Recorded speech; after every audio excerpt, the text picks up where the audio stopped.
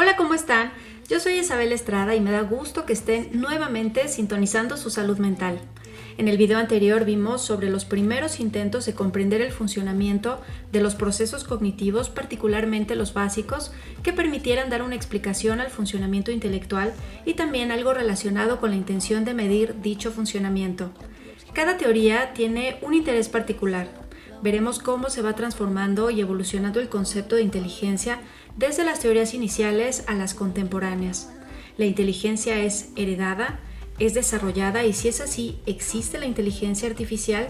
¿Es verdad que podemos determinar quién es inteligente y quién no?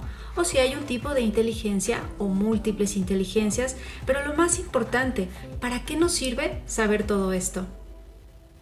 Entre las teorías iniciales se encuentran autores como Binet, Spearman, Thurston y Raymond Cattell. El trabajo de Binet dio inicio a la polémica de si el rendimiento en inteligencia se debía a un único factor general o muchos factores específicos. Los defensores de una inteligencia general o factor G, Louis Terman y Charles Spearman, defendían la existencia de un único factor estructural denominado factor general.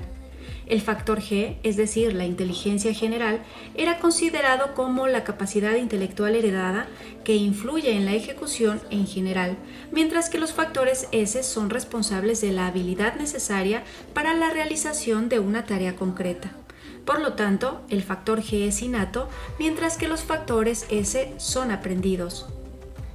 A partir de Spearman, defensor del factor G, empiezan a motivarse otros investigadores con el análisis factorial, por eso se denominan teorías factorialistas, y se genera todo un movimiento que se divide en dos, quienes afirmaban que sí existía un factor de inteligencia general, G, como Spearman, Bird, Vernon y Eysenck, y quienes defendían una teoría multifactorial de la inteligencia más pluralista, principalmente psicólogos norteamericanos.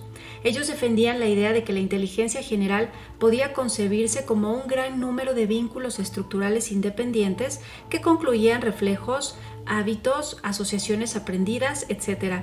La ejecución de una tarea activaría muchos de estos vínculos. Por su parte, Louis Thurston sostenía que el factor G no existe, solo los factores S. En consecuencia, no existe lo innato y todo lo que se mide son los factores S o el aprendizaje de un individuo, dividiéndolos de la siguiente manera. Él decía que estos factores S eran la aptitud espacial, la capacidad de comprender significados lingüísticos, la fluidez verbal, la rapidez de la percepción visual y las capacidades de inducción y deducción.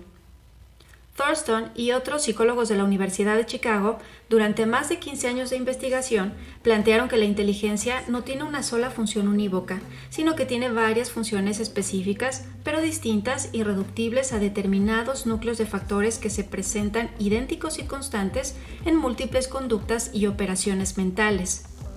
Otro psicólogo relevante fue Raymond Cattell. Él intenta superar las diferencias inglesas y norteamericanas acerca del factor G, así como la polémica existente entre la inteligencia adquirida y heredada. Este plantea que antes de diferenciar rasgos de inteligencia, hay que hacer una gran diferenciación entre aspectos de inteligencia innata biológicamente determinada e inteligencia adquirida o resultado del ambiente.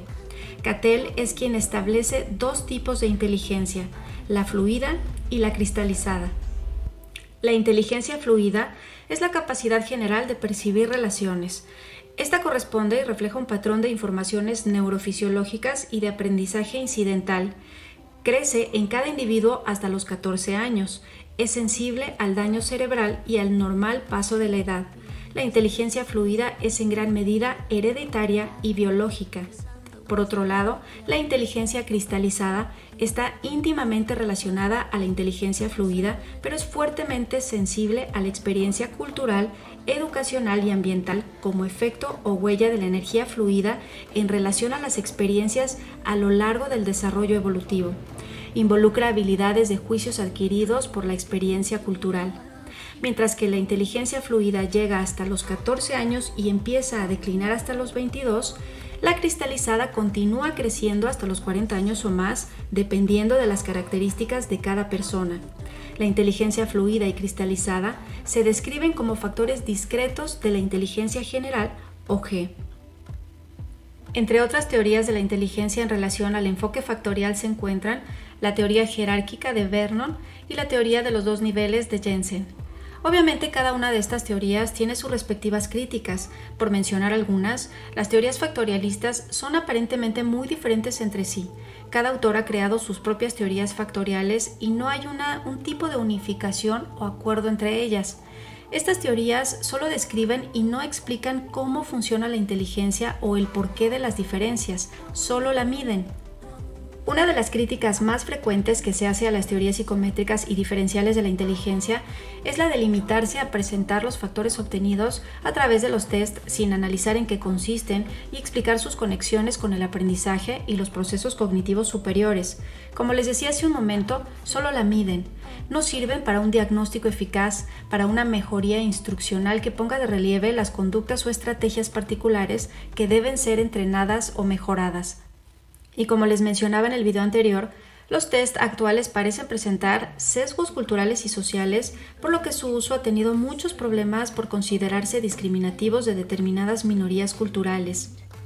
En 1920, el psicólogo Thorndike publica un artículo titulado La inteligencia y sus usos, en donde realiza un avance hacia una mejor comprensión de lo que significa inteligencia e introduce el componente social en su definición. En dicho artículo señala la existencia de 3 tipos de inteligencia: la inteligencia abstracta, la inteligencia mecánica y la inteligencia social. Para los años 30, en pleno auge del conductismo, se entra en una etapa de silenciamiento de los procesos no directamente observables como la inteligencia. Brevemente les comparto que la historia de la psicología experimental o científica se puede dividir en 3 etapas principales: el surgimiento de la ciencia de la mente, mucho de lo que hemos platicado hasta el momento, el interés de estudiar los procesos cognitivos y dividirlos en básicos y superiores. Las décadas de investigación conductista que empiezan por allá de 1916 con John Watson, padre del conductismo, que sostenía que la finalidad de la psicología era predecir y controlar conductas. Y finalmente la revolución cognitiva o cognoscitiva, que como les mencionaba es la escuela de la Gestalt la que le va abriendo camino al cognitivismo por allá de 1910. Entonces, la escuela conductista que estaba en su momento concibió la inteligencia como meras asociaciones entre estímulos y respuestas. Para los conductistas, cualquier tipo de conducta se sustrae por completo a una concepción de tipo ER en una sola frase. Para 1926, Thorndike y sus colaboradores afirmaban, y cito, en su carácter más profundo, las formas superiores de funcionamiento intelectual son idénticas a la simple formación de asociación o conexión, dependiendo de las mismas clases de conexiones fisiológicas, pero adquiriendo muchas más. Es decir, el problema de la inteligencia queda resuelto desde el punto de vista como un problema de cantidad. Y continúa. La persona que dispone de un intelecto mayor, superior o mejor que el de otra persona se diferencia de esta en que tiene no una nueva clase de proceso psicológico, sino simplemente un mayor número de conexiones que la clase ordinaria. En otras palabras, la inteligencia es para los asociacionistas una función del número de conexiones entre E y R. Estímulo, respuesta. A pesar del poderío del conductismo, aparece en el ámbito de los test David Wechsler, con el diseño de 2 baterías de pruebas de inteligencia para adultos y para niños. Las posteriores adaptaciones en la escala Wechsler, tanto en su versión para adultos como para niños, es decir, WISE y WISC, son incluso hoy en día ampliamente utilizadas por psicólogos y pedagogos. También están las teorías de la Gestalt, consideradas como representantes de las teorías experimentales de la inteligencia, cuyos principales defensores fueron Wertheimer, Kohler y Kafka, que introducen el término discernimiento. En términos de Wertheimer, la conducta inteligente se caracteriza principalmente por el pensamiento productivo con discernimiento, más que por el pensamiento reproductivo, es decir, de memoria. Y aquí ya empezamos a hablar de pensamiento crítico. Después de la Segunda Guerra Mundial se retoma la atención a los procesos cognitivos, el conductismo recibe críticas como le pasa a todas las teorías y el estructuralismo toma mucha fuerza. Jean Piaget, con su teoría sobre el desarrollo intelectual y a comienzos de los años 60, se abre paso a la tercera etapa, la revolución cognitiva, con diversas propuestas, entre ellas el estructuralismo, que contrasta visiblemente con los enfoques psicométricos que pretendían cuantificar las habilidades intelectuales e identificar las diferencias individuales en dichas habilidades, el enfoque piagetano se enfoca más en los aspectos cualitativos de la inteligencia. La teoría de Jean Piaget ha sido denominada epistemología genética o estudio de los orígenes del conocimiento en el desarrollo del niño, porque estudia el origen y el desarrollo de las capacidades cognitivas desde su base orgánica, biológica y genética. Para Piaget, el desarrollo intelectual está relacionado indisolublemente con el desarrollo biológico. Piaget consideraba el pensamiento y la inteligencia como procesos cognitivos que tienen su base en un sustrato orgánico y biológico que va desarrollándose paralelamente con la maduración y el crecimiento biológico. En la base de este proceso se encuentran dos funciones, asimilación y acomodación, que son básicas para la adaptación del organismo a su ambiente. Esa adaptación se entiende como un esfuerzo cognoscitivo del individuo para encontrar el equilibrio entre él mismo y su ambiente. Algunos conceptos fundamentales de la teoría de Piaget son esquemas, adaptación, acomodación, organización, estadio y desequilibrio. En la teoría de Piaget, el elemento clave para pasar de un nivel a otro es el desequilibrio entre las exigencias del mundo y los esquemas biológicos o psicológicos, lo que obliga al niño a explorar y encontrar nuevas formas de organización perceptivo-motriz mental para acoplarlas al mundo que va descubriendo.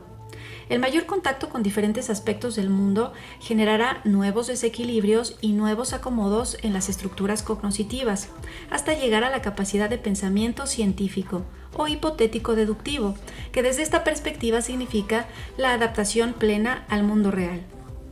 Y cabe mencionar que en terapia cognitivo-conductual se busca que el individuo desarrolle su pensamiento científico, ¿se acuerdan? La metacognición. Para Piaget, el sujeto pasa constantemente de un estado de desequilibrio a un estado de equilibrio mayor. Para este psicólogo, el desarrollo cognoscitivo se da de dos formas.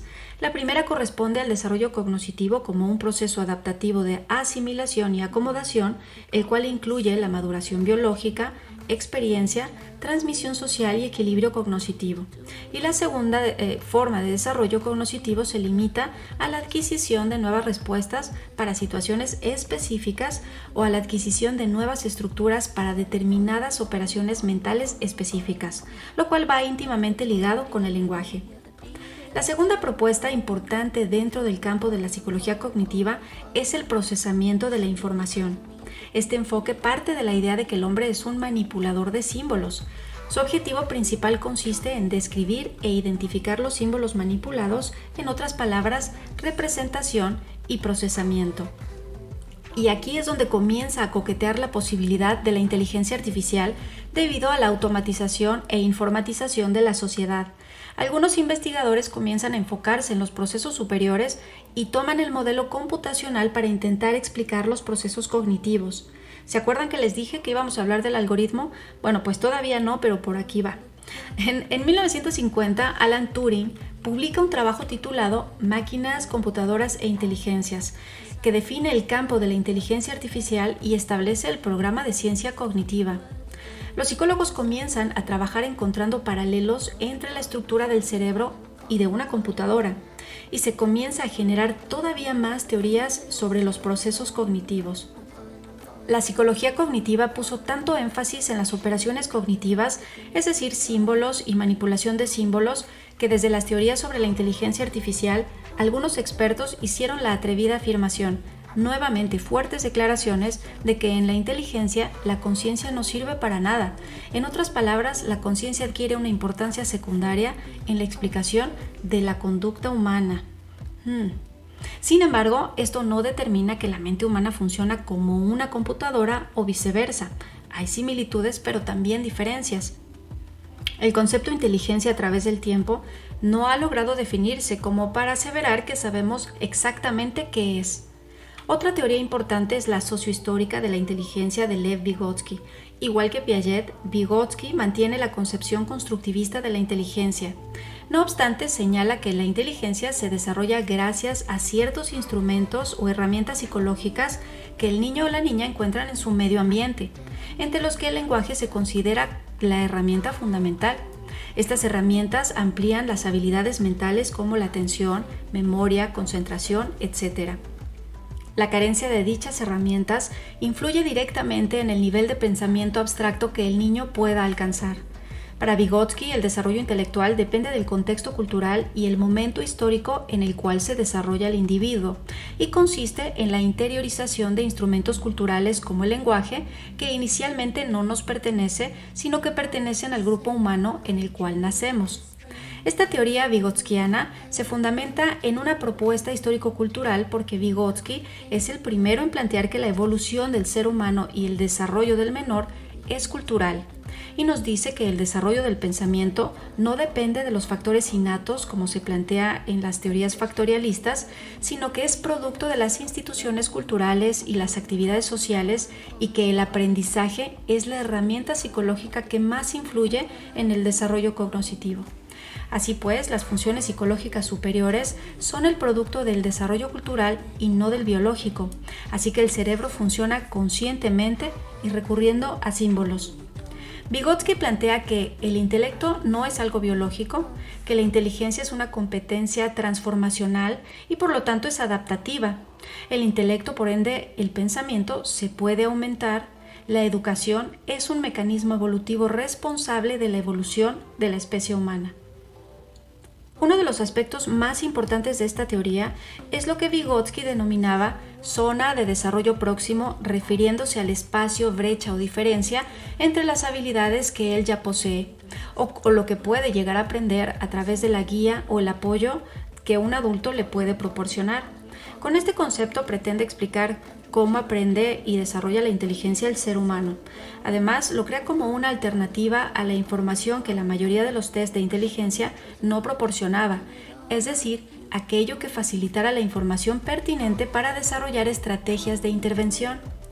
Hace un momento les decía que las teorías factorialistas, es decir, los test de inteligencia, solo la miden. Es más relevante el factor estadístico para este enfoque.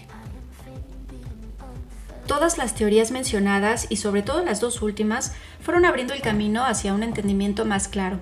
No se trata de medir la inteligencia para señalar quién es y quién no lo es, sino para buscar potenciar el desarrollo humano. Por lo que las dos últimas se deslizan del terreno de la investigación de la inteligencia al aprendizaje y han sido sumamente importantes para la pedagogía. Y es a partir de estas que surgen serios indicios de que la inteligencia puede ser mejorada y entrenada. Dentro de las teorías actuales sobre la inteligencia humana podemos mencionar las siguientes: modelo de la arquitectura cognitiva mínima de Mike Anderson, teoría triárquica de Robert Sternberg, teoría de las inteligencias múltiples de Gardner, teoría de la modalidad estructural cognitiva de Ruben Feuerstein, modelo PAS de Jack Naglieri, modelo bioecológico de la inteligencia de Ceci. Además de estas teorías sobre inteligencia humana, se encuentra el método de los bits de inteligencia basado en la psicología infantil, diseñado por el Dr. Glenn Doman, quien, a pesar de no ser psicólogo de profesión, podría catalogarse como tal en la práctica por sus importantes aportes a favor de la estimulación temprana y por ende de la psicología infantil. Ahora veamos brevemente qué postula cada una. Esta teoría define la inteligencia desde tres subteorías: la inteligencia individual, que trata de explicar los mecanismos internos que nos conducen a una conducta inteligente; la experiencial, relacionada con la experiencia que exige la realización de cada tarea; y la contextual, con la que el individuo ha de ser capaz de seleccionar los ambientes en los que se mueve y adaptarse a ellos.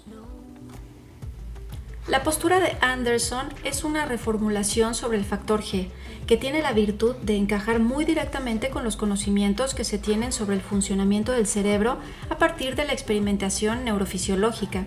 Esta teoría sostiene que existen dos dimensiones del factor G. La primera está relacionada con el mantenimiento del valor del IQ entre las edades y se basa en la invariación de la velocidad de procesamiento. La segunda se relaciona con los cambios en la competencia cognitiva y se sustenta en la maduración y adquisición de módulos, es decir, que las diferencias individuales y el desarrollo cognitivo son dos dimensiones independientes de la inteligencia. Gardner parte de la creencia de que la inteligencia debería definirse en función de las diferentes operaciones del procesamiento que permite que los individuos lleguen a solucionar problemas, además de crear y descubrir nuevos conocimientos. Gardner, dentro de una postura en la línea de Thurston, rechaza un factor G, al proponer nuevas inteligencias, como la lingüística lógica, matemática, musical, espacial, corporal sinestésica e interpersonal. Gardner cree que cada inteligencia tiene su sustrato biológico independiente. Modelo PAS de Jack Naglieri. Esta teoría está basada en la psicología cognitiva y en la neuropsicología. Se contrapone a la noción tradicional de la inteligencia como la expresión de una habilidad o factor general. La inteligencia se conceptúa como multidimensional. Su planteamiento central es que la acción inteligente es el resultado de un conjunto de procesos cognitivos diferenciados pero interdependientes. Propone 4 procesos básicos en este conjunto que son planificación, atención, procesamiento sucesivo y procesamiento simultáneo. Estos procesos son los que dan nombre a la teoría PAS. Este modelo propone múltiples potencialidades cognitivas, de contexto y conocimiento. Son bases esenciales en el rendimiento diferencial de las personas. Es difícil, si no imposible, separar claramente las contribuciones biológicas y ambientales de la inteligencia. Las habilidades pueden expresarse de muy diferente manera en contextos diferentes. Su teoría, igual a la de Sternberg, se ocupa de los componentes del procesamiento de la información, la experiencia y el contexto, pero hace mayor hincapié sobre la importancia del contexto y su influencia sobre la resolución de problemas. De la misma forma que Gardner, se mantiene la idea de la existencia de potenciales cognitivos múltiples que tienen una base biológica y rechaza la idea de una inteligencia general única. Feuerstein nos dice, la inteligencia es un estado que puede ser alto, bajo, moderado, pero esencialmente puede ser modificado. Y también nos dice que nunca es tarde para aprender. Esta teoría está enfocada en el campo de la cognición, defiende la modificabilidad, la flexibilidad de la estructura cognitiva, presentando la suposición de que el ser humano es dotado de una mente plástica, flexible, abierta a cambios, así como de un potencial y de una propensión natural para el aprendizaje. Esta teoría se sustenta en un principio que se expresa de la siguiente manera. El organismo humano es un sistema abierto que en su evolución adquirió la propensividad de modificarse a sí mismo siempre y cuando exista un acto humano mediador. El desarrollo de las neurociencias nos ha demostrado que el cerebro es un órgano muy maleable y que cambia. Y si se cambia el comportamiento, también debe estar cambiando el cerebro, ya que la plasticidad es una de sus cualidades. Esta teoría se basa en el sustento de que los seres humanos tienen la capacidad única de modificar sus funciones cognitivas y adaptarse a las diferentes exigencias de la vida, favoreciendo el desarrollo de los procesos y estrategias del procesamiento que no solo están implícitos en las actividades de tipo escolar, sino también en las situaciones de índole social y familiar del individuo. Esta teoría se sustenta en la creencia que todo ser humano que no corresponde cognitivamente a los requerimientos de las diferentes instancias sociales es porque utiliza inadecuadamente y por tanto en forma ineficaz las funciones cognitivas que son prerequisitos de las operaciones mentales. Y por último, los bits de inteligencia. Según esta propuesta, todos los niños desde bebés tienen fascinación por aprender. Ellos preferirían aprender que comer, porque para ellos es una habilidad de supervivencia. Los bebés pueden aprender absolutamente cualquier cosa que se les enseñe. Los niños aprenden más en los primeros 6 años que en el resto de sus vidas. A este tiempo, Doman le llama génesis del genio. Los métodos desarrollados por el Dr. Doman toman en cuenta todos los aspectos de la inteligencia, desde lo emocional, social hasta lo físico. Esta última, según Doman, clave de la capacidad necesaria para los estudios y el éxito escolar en menores. Una de sus más importantes contribuciones ha sido la creación de los llamados bits de inteligencia, y se trata de un método de estimulación temprana basado en la repetición de unidades de información. Y hasta aquí voy a dejar este video. Ya tenemos suficiente argumento como para comenzar a analizar y contrapuntear los supuestos de la teoría de la inteligencia emocional que, como te habrás dado cuenta, no figura en este apartado porque tampoco es una teoría de la inteligencia como tal. Y se acuerdan que les dije que tampoco lo es de las emociones, que por cierto aún me falta exponer el tema de las emociones. ¿Se acuerdan que les dije que a mí me suena como a conspiración? En la universidad llevé una materia sobre inteligencia emocional como parte del tronco común y después me enteré que todas las carreras llevaban esta materia. ¿Cómo por? Desde la carrera te comienzan a sembrar la idea de que afinar las competencias emocionales es la clave para alcanzar más rápido las ambiciones profesionales. Sin embargo, aún no hay un estudio que realmente compruebe o confirme que existe una relación entre cociente emocional y los logros profesionales. En el video 1 les mencionaba a Steve Jobs, pero también podríamos considerar a Bill Gates como ejemplos de éxito profesional, porque de eso se trata esto, de éxito profesional. Sin embargo, tanto Jobs como Gates admitieron sin tapujos en entrevistas que su estilo de liderazgo es bastante firme y agresivo, lo cual los aleja bastante del estándar de persona cálida y discreta. Y podríamos observar el perfil de otros líderes exitosos que no cuadran en el modelo típico del individuo dotado de inteligencia emocional, como lo describe Goleman. Ecuánime, extrovertido y comprometido con las personas y las causas, comprensivo y bondadoso, con una vida emocional rica y sana, a gusto consigo mismo y con el universo en el que vive. Aún así, la inteligencia emocional es hoy una metodología que sirve para entrenar a todo aquel que busca éxito en su vida. Ahora entiendo por qué en la portada del libro dice que revolucionó el concepto de inteligencia. Claro, se pasó por el arco del triunfo todo el marco teórico existente. Le fue muy sencillo mandar por un tubo todo lo que les acabo de compartir y dijo, a partir de hoy esto es inteligencia. No se pierdan el siguiente video. Yo me despido muy feliz y contenta. Gracias nuevamente. Bye bye. You call me a saint, but you know I'm a stranger, all willing and able to do what you want. You think I'm a thinker, but I'm just a singer, all busy and pretty, just making believe. Boy, I'm falling, I'm falling, I'm falling, I'm falling, I'm falling down to obscurity, don't let me ever be this alone. I'm falling, I'm falling, I'm falling, I'm falling, I'm falling. Shouldn't be trusting me, I could be making it all up, you know.